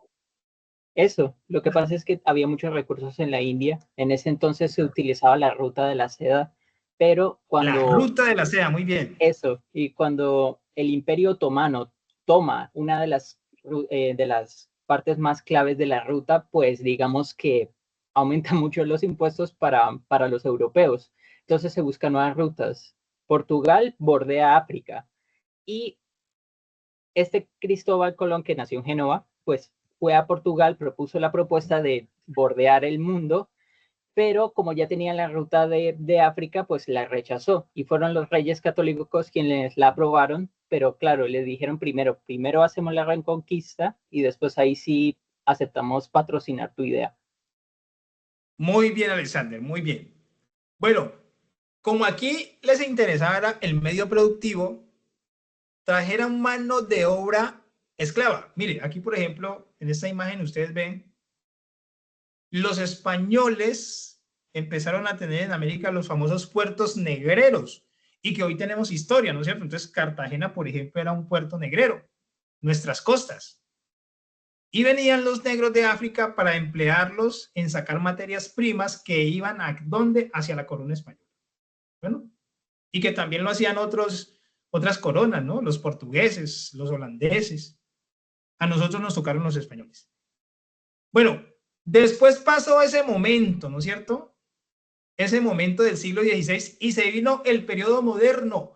Este es el principal acontecimiento de todo esto que estamos tratando de explicar, acerca de toda esa cosmología sociológica, antropológica del mundo del trabajo.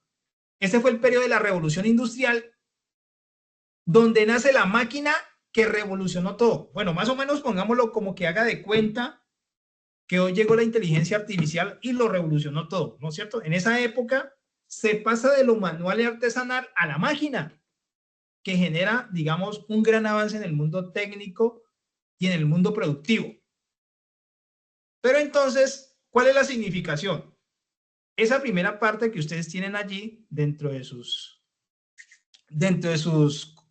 competencia, y es la explicación de ese cosmos, que es lo que estamos tratando de entender aquí, ¿no es cierto? Pero que detrás de eso se movía otra realidad, y era la realidad de las condiciones de quienes hacían el ejercicio del trabajo. Entonces, en el siglo XVIII, 1700, 1800, empezaron a fundarse las primeras industrias en países como Inglaterra, ¿no es cierto? Fue el pionero, Francia y otros. ¿Qué pasó con la gente que antes estaba por allá en los campos trabajando en la parte artesanal? Pues básicamente se fueron a las grandes ciudades. Entonces, por ejemplo, si usted abre la historia, usted va a encontrar que ciudades inglesas como Liverpool empezaron a fundarse y que fue un proceso muy transformativo. Mire, por ejemplo, miren este tren de vapor, ¿no es cierto? Que lógicamente revolucionaba todo. ¿Por qué? Porque antes el transporte era a través de bueyes, era a través de caballos y lógicamente se demoraban muchos días. Entonces esto termina revolucionando todo porque ¿qué? Empieza a tener mucha capacidad y muchas formas inmediatas. Pero ¿qué era lo triste? Miren esto. Vean esta imagen de acá, que uno diría que si eso se vería hoy sería terrible. Unos niños en una especie de industria de tejidos realizando actividades laborales y miren las condiciones en que están. Si ven las condiciones, bueno, esta está un poco pixelada, pero yo pasemos acá que está mejor. Miren este niño, ¿no es cierto? Que uno diría, miren estas condiciones, que es la misma, la primera. ¿Ustedes creen que en pleno siglo XXI los niños menores de 12, 14 años deberían trabajar? Y que es una circunstancia que viene, ¿no es cierto? Además, ¿por qué? ¿Cuál es la razón? Bueno, primero que nada porque no se educan, porque solo ahí se quedarían trabajando. Segundo, las empresas preferían pagarle a los niños porque cobraban menos, literalmente. Y tercero, de vez en cuando les asignaban un trabajo que, digamos que una máquina dejó de funcionar. Entonces, como un niño es más pequeño y también es un poco más lanzado, por así decirlo, podría meterse dentro de una máquina, cosa que un adulto no haría ni siquiera en su sano juicio. Exacto, muy bien. Entonces, a veces, por ejemplo, tenemos cierta creencia que el trabajo infantil es de los siglos modernos o de los siglos contemporáneos, y resulta que no. Esto se dio en la Revolución Industrial y era muy fuerte. Y tuvieron que pasar muchos años para generar, digamos, normas y leyes que permitieran que reglamentar por lo menos desde qué edades y bajo qué condiciones los niños pudieran laborar. Bueno, les voy a pasar este video. Este video sí es mudo, porque esta fue la época del cine mudo. Este video es un video cortico, dura 1 minuto y 10 segundos. Yo creo, sí. 1 minuto, sí, 1 minuto 10 segundos. ¿Ustedes han oído, de pronto en el colegio les contaron la historia de los niños deshollinadores? ¿Qué se imaginan que es eso? Los niños deshollinadores, más o menos en la misma condición de lo que les estoy presentando aquí. ¿Qué les trae la idea si ustedes escuchan la historia de los niños deshollinadores? ¿Qué sería eso? ¿Qué se imaginan? Si de pronto no lo conocen, ¿qué pueden imaginarse? Bueno, entonces veamos el video que es mudo de 1 minuto. Bueno, no tenemos problemas ahí con el sonido. Miren la imagen.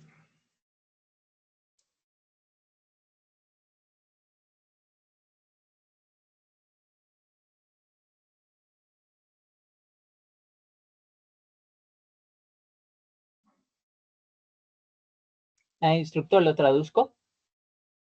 Ah, listo. Dale, dale. Si sabes inglés, listo, nos ayudas. Qué bien. Sí, le puedes devolver un poquito. Listo, hágale que yo lo Listo. paro aquí. Ok, Espere. aquí está, aquí este pequeñín, por así decirlo, Sí. es la prueba de que la teoría de que los barredores de chimeneas son nacidos y no hechos. Él trabaja para su papá. Muy bien. Espérate, leamos este, ya que tú nos ayudaste allí. Espérate. Ay. Este fue el que acabaste de leer, ¿no es cierto? Sí. Bueno, sigamos porque, miren eso. Yo creo que vean el niño y lo que lleva allí. ¿Y cuántos años podría tener ese niño? 5, 4. Sí, esa es la edad. Miren allí cómo llega. Y su trabajo era en una chimenea. De ahí que decían los niños chimeneas o los niños deshollinadores. ¿Qué creen que hacían esos niños? ¿Cuál era su misión allí? ¿Qué hacían? Supongo que entrar dentro de las chimeneas a limpiar. Exacto. Y que lógicamente no destinaban un adulto porque un adulto no tenía, digamos, dentro de su forma física, ingresar por ahí. Pero utilizaban niños. Ayúdanos con este, Alexander. Es en inglés. Ahí está diciendo, tuvo tu Bill, o sea, el nombre del muchacho, me imagino. Tuvo Sí. tu Bill, tu joven Bill, un día ocupado. Solo míralo. Exacto. Básicamente, bueno, nos interesaba la imagen, miren eso. ¿Ustedes piensan que ese niño tenía conciencia que estaba trabajando y que estaba siendo explotado a los 4 años? ¿Qué creen que No, el niño figuraba? ¿Qué creen que el niño figuraba? pues me imagino que lo veía casi como una especie de, no, iba a decir juego, pero la verdad es que no, para nada. Sobre todo teniendo en cuenta que en esa época se trabajaba de 12 a 16 horas. Exacto, muy bien. Eso íbamos a recalcar, ¿no? Eran 12 a 16 horas, niños trabajando 12 a 16 horas. Además, ¿por qué? Era un momento de una revolución, de una explosión productiva y básicamente no se tenía en cuenta las condiciones. Por eso digamos que en el programa se plantea de que ustedes conozcan esa relación de cosmológicamente cómo se forma el trabajo y que viene una etapa como esta donde ya se empieza a ver es la condición humana, ¿no es cierto? Porque, venga, el trabajo es una importancia grandísima en la sociedad, que es lo que tratamos de destacar en los primeros inicios bajo la teoría de la evolución. Uno dice, claro, pero después vienen unas situaciones donde se empieza a detallar las condiciones de las personas, y aquí fueron muy fuertes, ¿no es cierto? Entonces, esos niños trabajaban 14, 16 horas. Por ejemplo, este argumento del siglo XVIII, la Revolución Industrial, se utilizó en el Congreso de la República por quienes hicieron la defensa del contrato de aprendizaje con carácter laboral. Eso fue muy importante.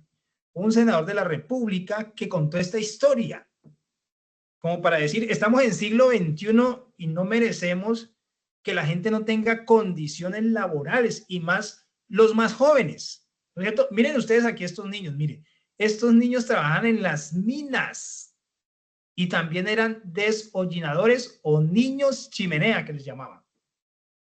Inclusive tenían 3 apelativos: niños deshollinadores, niños chimenea y niños de cama caliente. ¿Por qué creen que les decían los niños de cama caliente?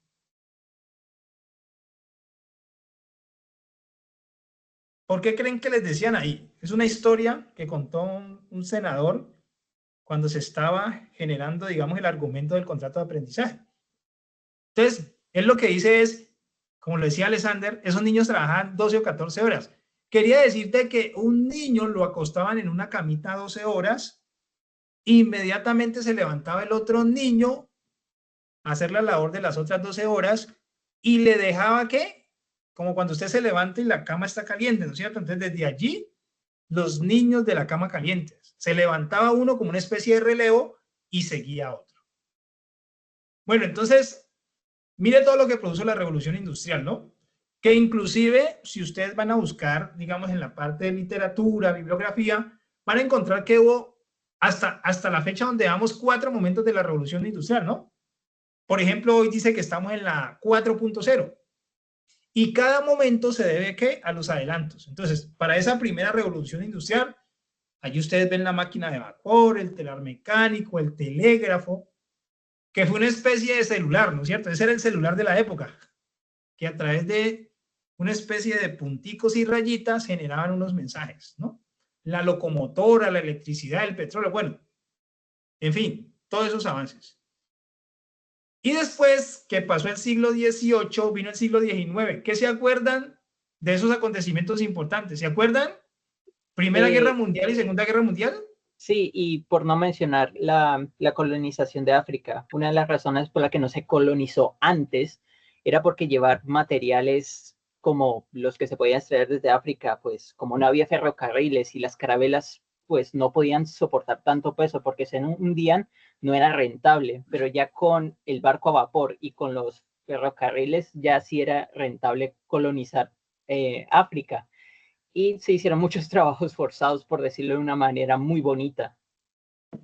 Muy bien, Alexander. Qué bueno que nos ayudes con esas partes históricas, que es que muy bueno que ustedes generen ese reconocimiento. ¿Por qué? Porque reconocer todo esto es reconocer el mundo de hoy, ¿no es cierto? O sea, yo para entender el mundo del trabajo y lo que yo voy a desempeñarme, es necesario reconocer todo esto que ha arrastrado lo que ha cambiado, ¿no es cierto? Entonces se vinieron, por ejemplo, el acontecimiento de la Primera Guerra Mundial y Segunda Guerra Mundial, que fue muy importante. ¿Por qué? Porque básicamente lo que hizo la Primera Guerra Mundial es que empezó a generar unos desbastes terribles. Haga de cuenta lo que pasó recientemente con la pandemia. ¿Ustedes vieron de qué forma tan aplastante el mundo productivo se paró? Y que lógicamente cuando un país productivamente se para, pues eso genera muchos problemas, ¿no es cierto? Y las guerras pasó lo mismo, ¿no es cierto? Los enfrentamientos lo que hicieron es que devastaron a Europa, que era, digamos, el sitio del conflicto. Esta, por ejemplo, reconocen aquí, este señor histórico, el señor del bigotico alemán y de la cruz, y de la cruz significativa, que eso tiene una historia, ¿no? Es una transformación y adaptamiento que le hicieron los alemanes a este señor Hitler. ¿Listo? Perdón. Entonces se vino la etapa contemporánea, que es a partir del siglo XIX y XX. Aquí están las dos guerras mundiales. Eso generó que después de las guerras, ¿qué pasó? Los países que quedaron devastados tuvieron que hacer unos empeños para generar nuevas formas productivas, porque quedaron devastados. Allí es donde nace, en 1919, nace esta organización que se llama OIT, Organización Internacional del Trabajo, que permite ¿qué? Que inmediatamente, digamos, el mundo vuelva a adquirir el restablecimiento, ¿no es cierto?, de la productividad, ¿no es cierto? Miren esto. ¿Saben qué pasó en esta época? ¿Esto de qué suceso es? Sí, de la Primera Guerra Mundial. Fue bastante brutal porque se utilizaron por primera vez tanques, se utilizaron por primera vez aviación, se utilizaron armas químicas. Las estrategias de entonces era literalmente mandar hombres al matadero. Las bayonetas a veces eran de cuchillo, o sea, de diente de sierra, y entonces era bastante, bueno, y muchas cosas más. Muy bien, Alexander, muy bien. Mire que era todo lo que pasaba. Inclusive de las mismas pandemias, porque si nos vamos atrás, ¿se acuerdan de la famosa gripa española? Sí. Que mató más de 500.000 personas en Europa. Impresionante. Una gripa, una pandemia de una gripa mató muchas personas y casi que mascarillas como estas se utilizaban en la época, ¿no es cierto? Quiere decir que esto no es nuevo, que es parte de lo que el mundo ha padecido, ¿no es cierto? Y ha salido. Afortunadamente hemos salido. Es cierto, lo que pasa es que se dice que cada gran guerra tiene su propia enfermedad, porque después de la Primera Guerra Mundial, pues como los hospitales estaban abarrotados de gente herida, pues a duras penas se le pudo prestar atención a la gente que tenía la gripe española. Exacto. Muy bien. Bueno, entonces nos venimos ya a pleno siglo XIX, XXI. Miren esta imagen, ¿no es cierto? Que es totalmente diferente a la Revolución Industrial 1.0, la primera. Y que es en la que estamos hoy. Y que es una gran preocupación. ¿Por qué? Porque ya dijimos que digamos que el mundo ha tenido una progresividad, pero se ha quedado en retroceso en las condiciones de las personas que realizan las actividades. Por ejemplo, se dice que con la inteligencia artificial van a desaparecer trabajos. ¿Ustedes qué piensan de eso? Van a desaparecer trabajos. Y eso es terrible, ¿por qué? Porque pues si desaparecen trabajos, pues la gente cómo tiene ingresos para seguir viviendo y satisfacer sus necesidades. ¿Ustedes qué plantean frente a esto? Y además que es un reto para ustedes, ¿no? Les va a tocar vivir ese reto, que apenas estamos empezando. ¿Ustedes qué dirían?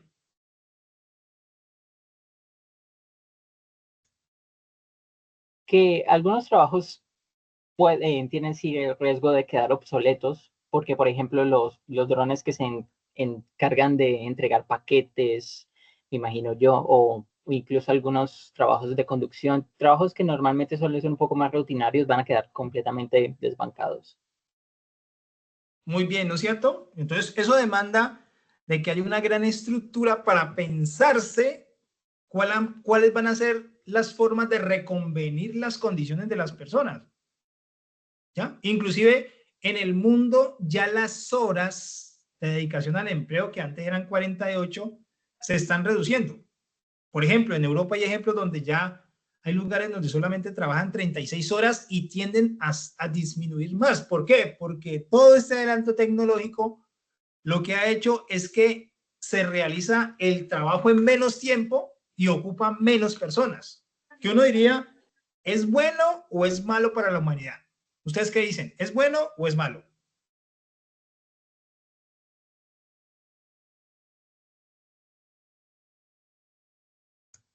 Es complicado porque es que creo que es de doble filo.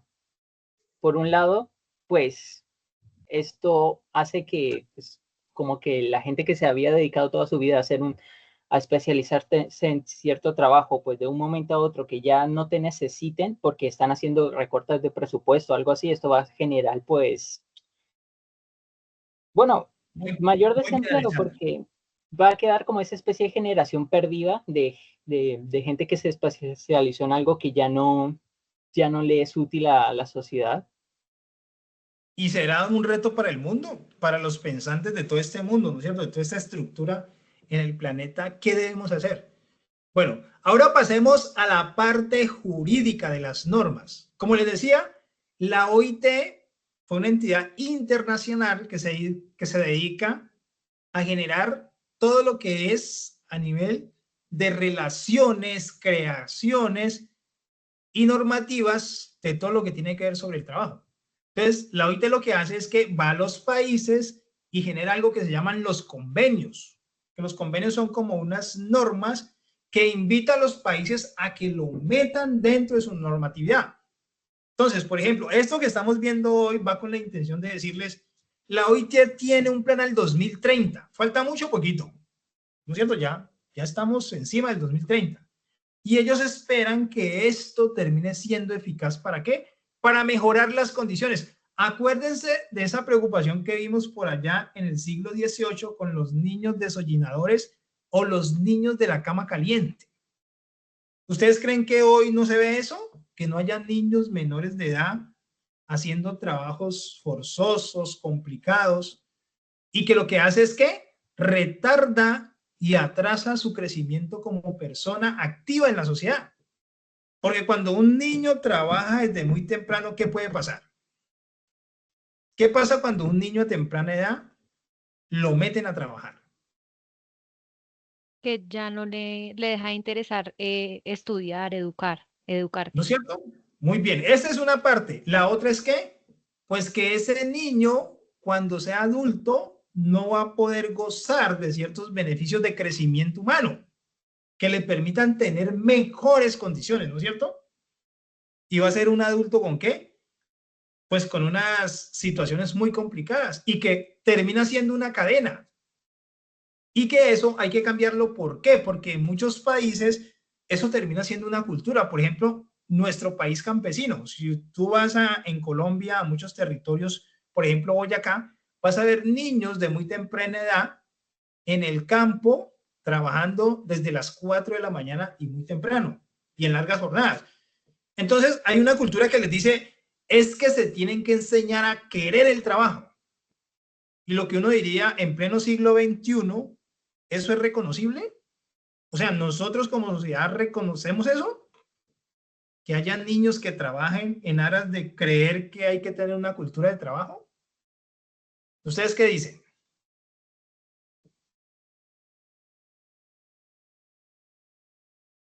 Es difícil, ¿no es cierto? Es difícil, ¿por qué? Porque hoy tenemos unas sociedades más estructuradas que invitan ¿a qué? A que pues todos tengamos mejores condiciones desde las tempranas edades. Entonces, digamos que esta organización internacional lo que está diciendo es esto que le estamos presentando aquí, ¿no es cierto? Hay 5 objetivos a cumplir en el año 2030. ¿Cuáles son esos 5 objetivos? El quinto es el último que se reconoció, ¿no es cierto? Entonces, primero, la libertad de asociación. ¿Qué indica eso? Que usted como persona activa del trabajo es necesario que usted esté enterado de sus condiciones. Y para eso usted tiene que organizarse y asociarse con otros trabajadores, ¿no es cierto? Para que ustedes reconozcan la importancia del trabajo, pero también la importancia de sus condiciones, ¿no es cierto? Tener derecho, digamos, a un mejor salario, a buenas condiciones de salud, a buenas condiciones de prestaciones sociales y todo lo que implica que el bienestar para usted, porque ustedes mañana van a ser futuros papás y futuras mamás, también para su núcleo familiar. Esta segunda, eliminación de todas las formas de trabajo forzoso o obligatorio. ¿Saben qué quiere decir eso? Que forzoso es diferente a trabajo duro. ¿Cuál creen que es la diferencia en que haya un trabajo forzoso y un trabajo duro? Obligatorio, ¿no? Por ejemplo, esto se presenta mucho cuando las personas van a otros países. Mire lo que pasa con nuestros ciudadanos que se van, por ejemplo, a España, a Estados Unidos, y en algunas partes terminan siendo metidos en trabajos forzosos porque no son ciudadanos legales. Y cuando usted no es ciudadano legal en otro país, pues sus condiciones de trabajo son precarias, ¿no es cierto? Hay gente que se va a aprovechar y como usted no es legal, pues no le va a pagar de acuerdo a lo que está establecido que se le deba pagar en esos países. ¿Y está sujeto a qué? Pues a que abusen de él, ¿no es cierto? Por ejemplo, entonces, si usted no termina aquí el trabajo como tal, perdón, aló. Bueno, si me entra una llamada por aquí. Entonces, digamos que eso genera que abusen de las personas. Lo que estábamos hablando del tercero y es muy importante, abolición efectiva del trabajo infantil. ¿No es cierto? Entonces, pleno siglo XXI, no podemos pensar que eso puede ser una cultura portante a que los niños a muy temprana edad trabajen, porque lo que hace es que estanca sus procesos, ¿no es cierto?, de formación como ser humano y como futura persona adulta trabajadora.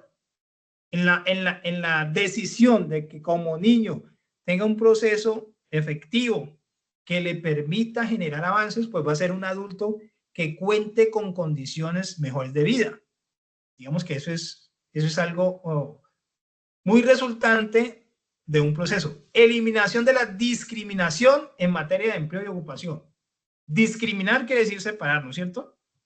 Y que eso existe mucho. Entonces, por ejemplo, hay momentos en que algunas actividades laborales existe la discriminación para elegir quiénes pueden ser trabajadores de determinada actividad. Y eso pasa en algunos países. Y eso es lo que hace es que, pues que separa uno y relega a ciertas personas. Y la discriminación, ustedes saben que eso se puede vivir socialmente en muchas partes, ¿no? Entonces está la discriminación social, la discriminación étnica, económica, bueno.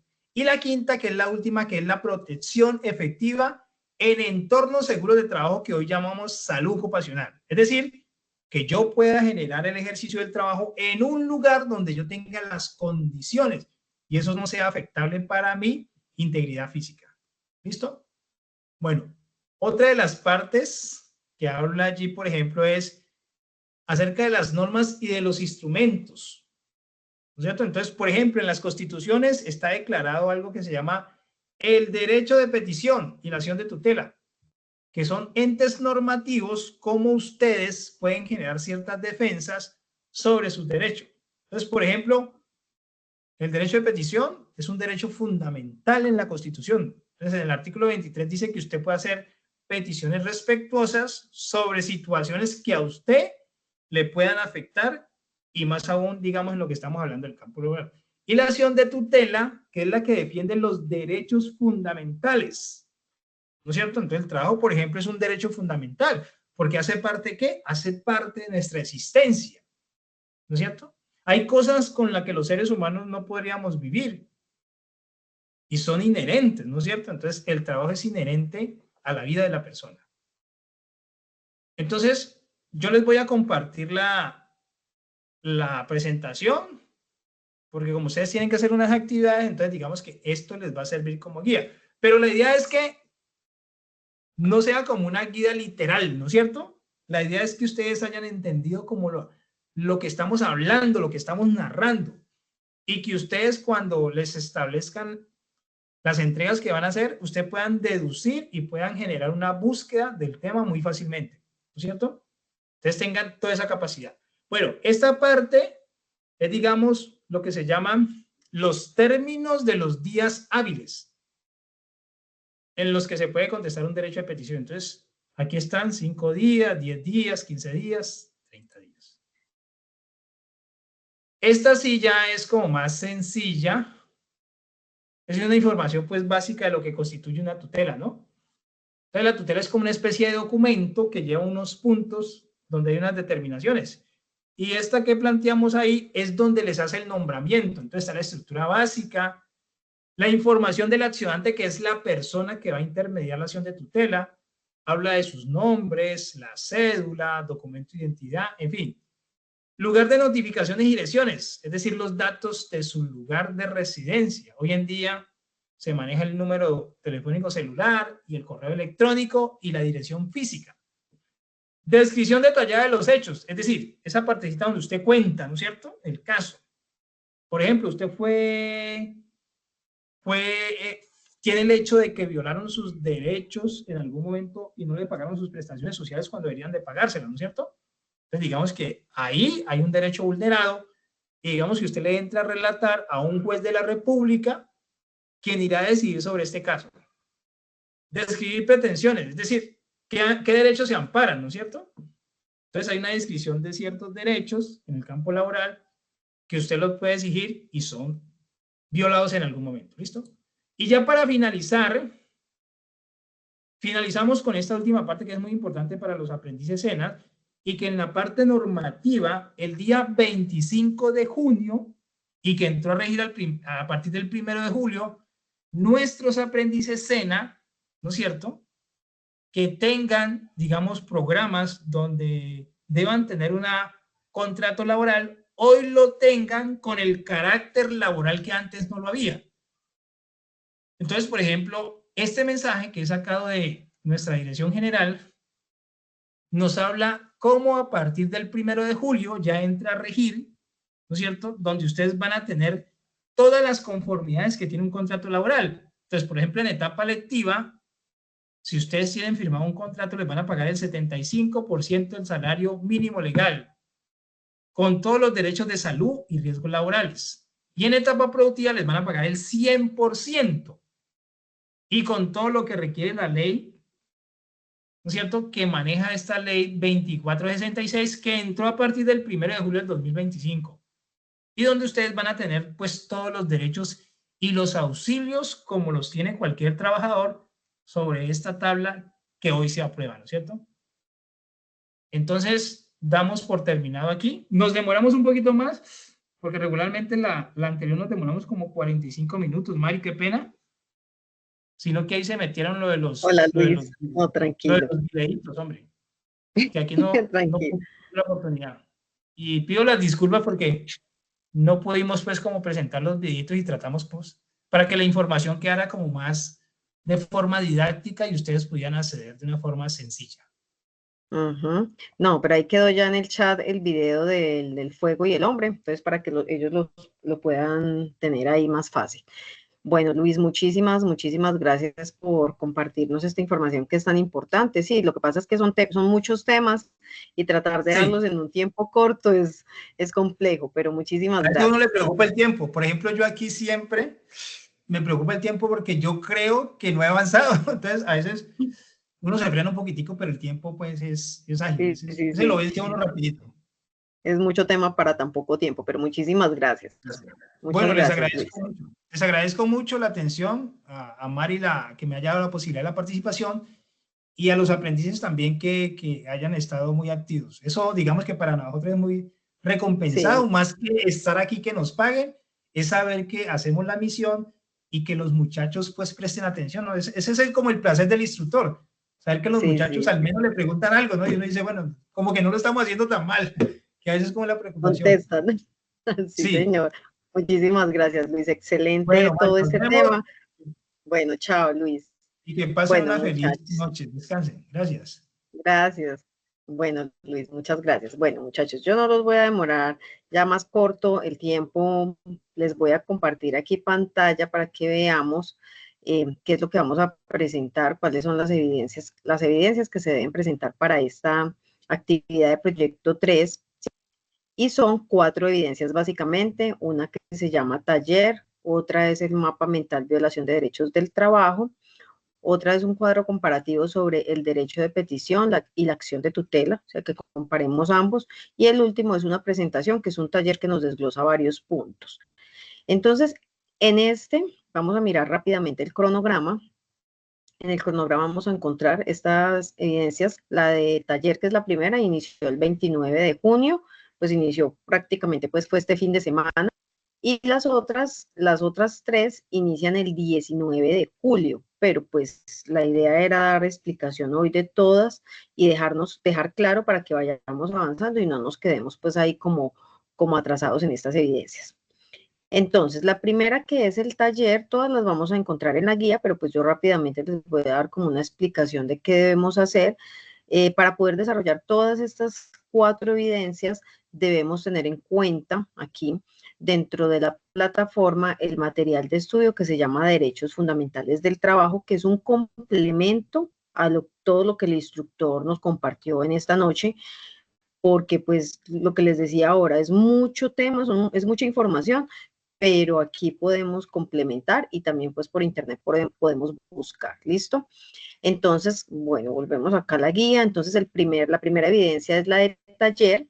Entonces, en esta evidencia, acá pues aparece claramente qué es lo que debemos hacer. Nos hacen 2 preguntas. Esas preguntas las debemos responder en la presentación o en el taller como tal. Y vamos a hacer un mapa mental, un mapa conceptual y una línea de tiempo. Aquí está como la estructura, ¿cierto? Pues el título es la presentación, una pequeña introducción, la solución de las preguntas, pues son las 2 preguntas iniciales que aparecen acá, un mapa conceptual, una línea de tiempo, las conclusiones y la bibliografía. El mapa conceptual lo vamos a hacer sobre los siguientes conceptos, los que aparecen acá: trabajo, precarización, tercerización, deslaborización y la relación que tienen estos con la dignidad humana.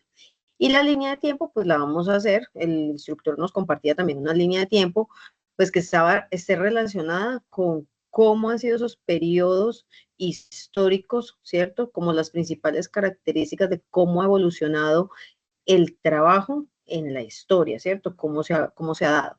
Entonces, ese sería el primer trabajo, la primera evidencia, que es el de taller, ¿sí? Recuerde que deben contener todos los elementos que nos solicitan acá. ¿Nos queda claro este primero? Me van confirmando con manitas si es claro, si tenemos alguna pregunta frente a ese, me dicen.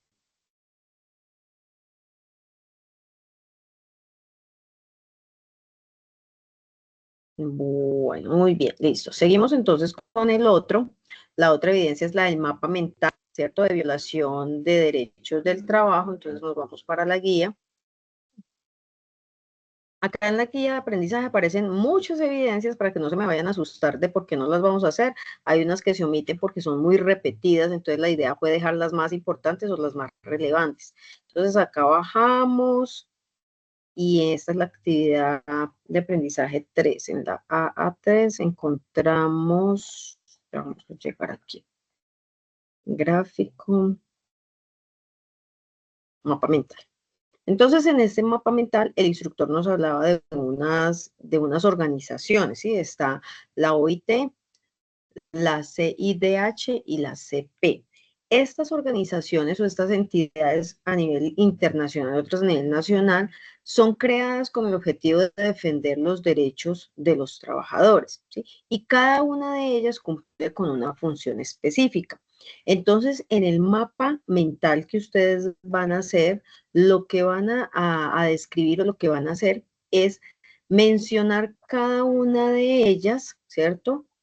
Y en ellas mencionar cuáles son las acciones que ejecuta cada una de ellas frente a esa defensa de los derechos del trabajador, ¿sí? O sea, como cuáles son las funciones que hace cada una, a qué se dedican o qué es lo que hace. Entonces mencionamos las tres y decimos cada una de ellas cuáles son esas acciones que ellas cumplen frente a una violación que se pueda dar en la parte del derecho laboral. ¿Listo? Esa sería la segunda, que es el mapa mental. ¿Nos queda Instructora, clara esta, y en el señora? primer, ahí dice, bueno, vuelve a la guía, por favor. Voy a la guía. En esta de mapa mental. Sí, sí. Sí, es que yo ya lo inicié, o incluso hoy lo estaba iniciando, y entonces en el primer punto también estuve desarrollando como cómo surgió, antes quién se puede exigir su cumplimiento. ¿Será que ese primer punto también lo tenemos en cuenta o no? ¿O solo Si es ya lo sobre el hiciste, OIT? no, si ya lo ¿No? hiciste, déjalo ahí porque pues es como complemento a la información, porque inicialmente, como esa de Ujú. cómo surge todo eso, es como la lluvia de ideas para ustedes poder desarrollar el mapa mental. Pero si ya lo tienes, no hay ningún inconveniente y lo puedes colocar. Ah, ok. Listo, muchas ¿Listo? gracias. Bueno, ok, con gusto. Listo, el resto nos queda claro ese mapa mental que debe contener. Manito levantadita, porfa, me confirman.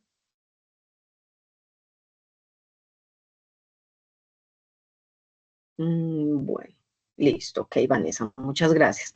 Bueno, vamos con la tercera, que es un cuadro comparativo, pues esta ya es mucho más, ¿cierto? Más sencillita, el cuadro comparativo sobre el derecho de petición y la acción de tutela. Entonces, vamos a la guía de aprendizaje.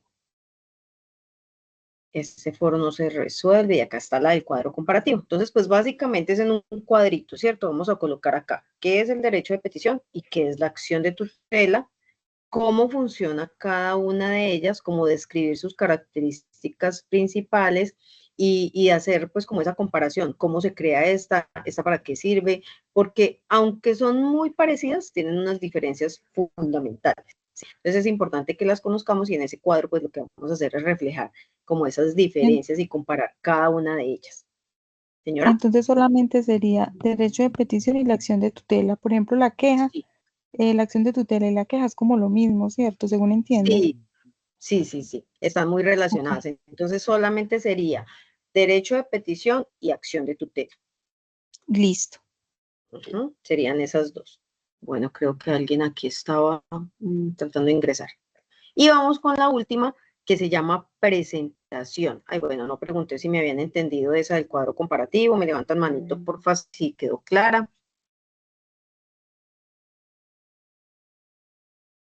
Bueno, muy bien, gracias, Isabel. Y la última se llama presentación. En esta sí necesito que me presten mucha atención porque digamos que es un poquito enredadita porque tiene mucha información. Mírenla acá. Entonces, esta empieza, es la última que aparece aquí. Nos hablan acerca de unos derechos, ¿cierto? De estos derechos que aparecen enumerados acá.